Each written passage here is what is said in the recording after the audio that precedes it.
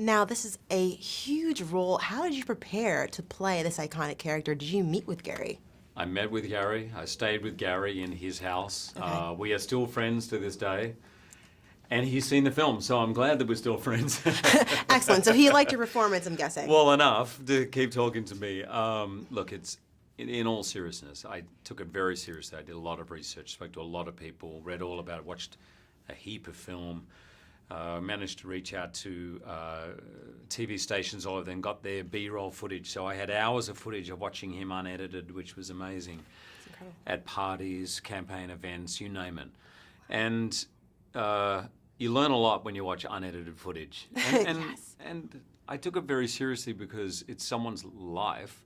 He was a very public figure. We're replaying possibly the worst 3 weeks of his life and potentially painful to relive. And I think there was a really good reason to do the film in that it sparks conversations about what is important as opposed to what is interesting. It's really what the film is asking, and so I hope Gary shares with me that view as well. That's excellent. And going off that, personally, when I was watching, I went through this whole emotional roller coaster because we're seeing this campaign slip through his hands. Yeah. What do you want viewers to take away?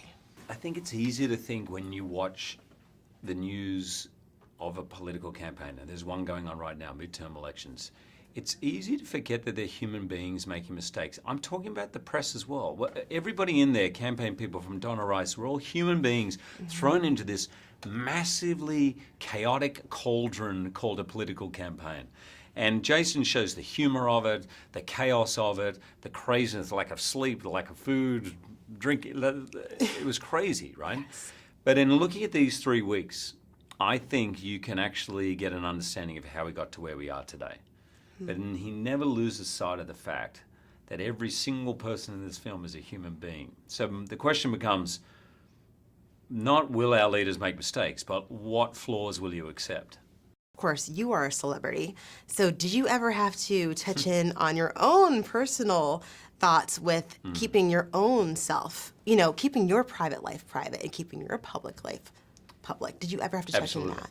When my wife and when things started to happen for me, my wife was already famous, particularly in Australia, but when things started to happen for me, of course we had many discussions about how we handle that. Now, Deb and I are quite open people, probably too open at times, but now we have children, and now it's, we have to recalibrate, because every time I talk about them, that makes them public figures too, but they need to have the right to choose whether to be public or private. That's what I believe. So it is a dance. It is ever-changing.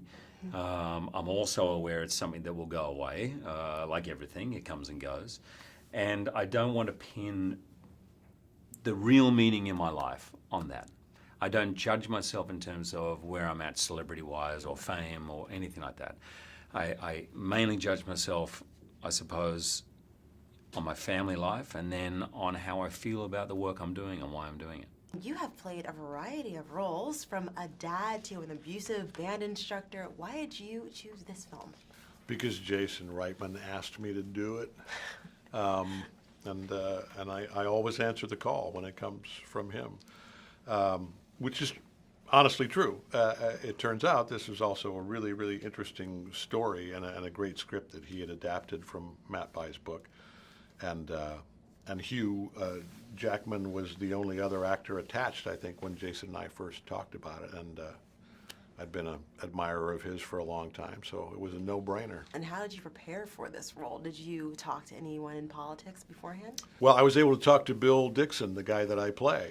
He was very generous with his time, and we still haven't met in person, but on the phone a lot, and emails here and there, and any questions that I had, he was more than willing to help. It's upsetting. You really watch this man have the world slip through his fingers. What do you want viewers to take away from this film? I think the film inspires debate, I hope, because you can certainly look at this whole thing from a variety of angles, and you can be completely sympathetic with Gary Hart, or you can condemn him, and I don't think either one is completely wrong. It was a changing time in the relationship between the press and the politicians, and something that I think will continue to be sort of referred to as, the beginning of the end of that sort of nudge, nudge, wink, wink. Well, he's the president, so he gets to do whatever he wants, and we're not going to, let people know what's going on. How do you want people to kind of juxtapose this film with today's time? Well, first of all, I want people to be entertained and engaged with this movie and this story, and ultimately, people will draw their own parallels between, what happened 30 years ago and what's happening now. At the end of the day, it's just a story about human beings, and it turns out human beings are not perfect. So, not at all. Wackiness ensues. That's excellent. And why do you think that young people, especially, should pay attention to this film? Yeah, I mean, this is really a story about young people, relatively speaking. I was obviously the old fart on the campaign team. I mean, most of the actors and characters that they portray were young, up and coming, kids, 20-somethings, maybe 30-somethings in the political world.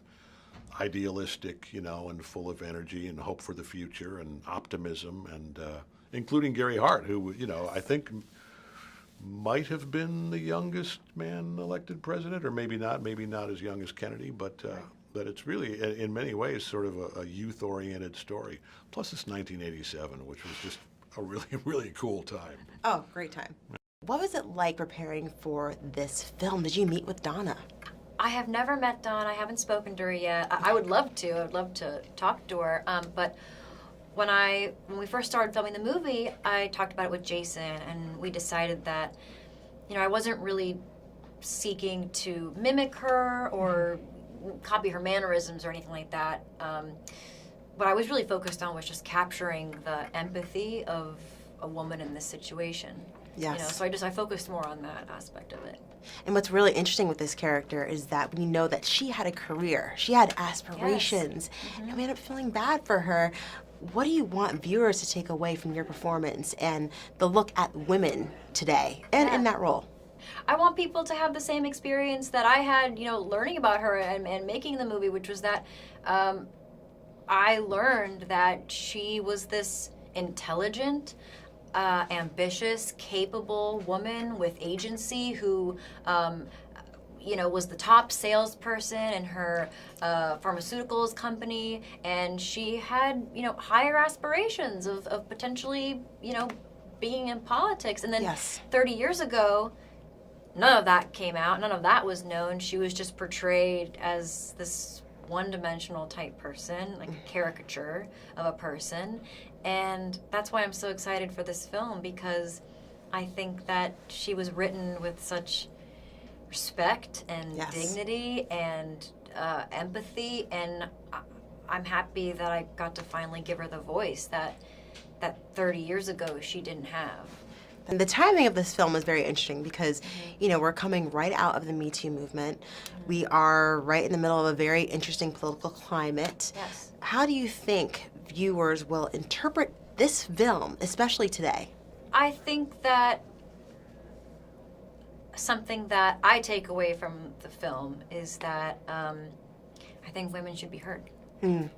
30 years ago, Donna did not have a voice, and I'm happy that she finally does. So I just hope that women can finally be heard, and I think it's really the past few years, like, we've taken a big step forward, and that's great. We're not fully there yet, but we've taken a really big step forward in that. Now, I know, of course, you're a celebrity as well, so you probably... Oh, I am? Oh, yes, you're a celebrity. Oh, okay. And for this role, did you ever have to dig into your own personal experiences of keeping your private life private and keeping your public life public? Well, I related to Donna right away when I read the script. I related to her as a woman. I think that a lot of women can relate to her situation. Also, I related to her. I'm an actress, and I've been doing this for a really long time, and as an actor, people want to put you in a certain box, and they want to tell you who you are. And Donna was a person who actively tried to avoid that her whole life. That's so She didn't want to be true. pigeonholed, and she didn't want to be put in any box, and then she ended up trapped in that box for 30 years.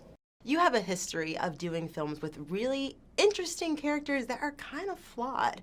Why did you choose to work on this film? Was that something that attracted you to it? I mean, look, we're in 2018. We are living in a moment where we are constantly asking ourselves, what kind of flaws do we want in our leaders?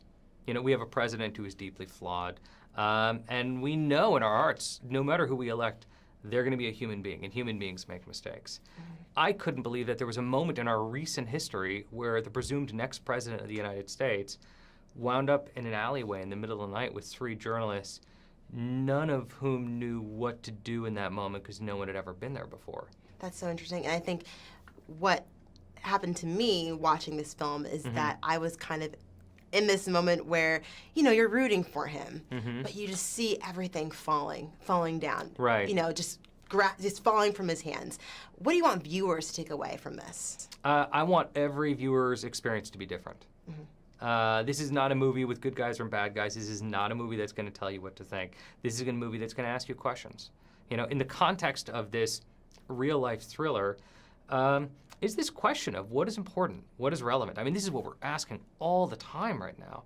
And I think journalists themselves are grappling with what questions they should ask, and what do you need to ask, and what do your viewers or listeners want to know.